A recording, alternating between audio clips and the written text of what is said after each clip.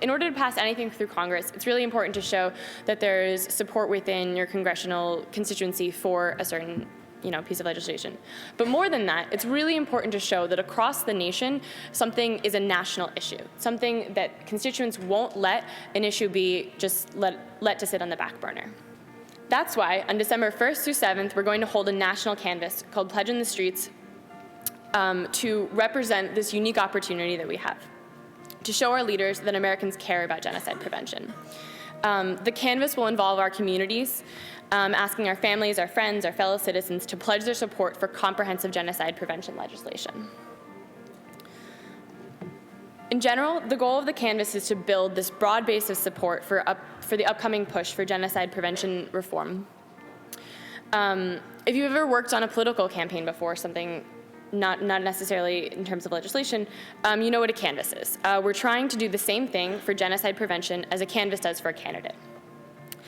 Our goal for the canvass is to get 250 events taking place around the country between December 1st and 7th to collect a total of 100,000 pledges. This really is a huge moment, a historic moment for us.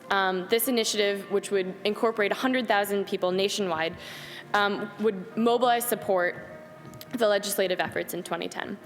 Hundreds of thousands of people in your communities who you yourselves can mobilize with your own group's initiatives. I just want to summarize 3 ways in which you can get involved in this historic effort to build a groundswell of support for genocide prevention reform. You've already taken the first step. You signed the pledge. All of you, when you registered, signed the pledge. You pledged to support comprehensive genocide prevention reform. The second step is slightly larger, but pretty easy to do, and that's to get your family and your friends to sign that pledge. Call them, use Facebook and Twitter, etc., to get as many of them as possible to sign on those days between December 1st and the 7th. The third step, and the most important, and I believe what's going to be the most fulfilling step, is to serve as a canvass leader in your community. As a canvass leader, you and your friends or your chapter members or the members of your organization will commit to going out and educating your communities about genocide prevention and helping us reach that goal of 100,000 pledges by December 7th. Now, there are numerous ways to collect these pledges: going door to door, phone banking, tabling in your communities, hosting really any kind of event and asking people to sign the pledge as an admissions fee, sort of what we did here today.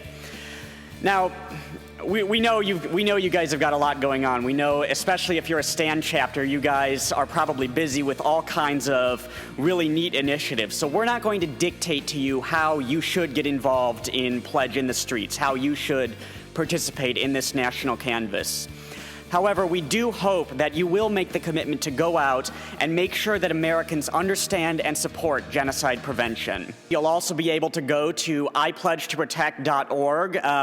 That's where you'll be able to sign the pledge online, and you and people all over the country, activists like you, will be able to find more information about participating.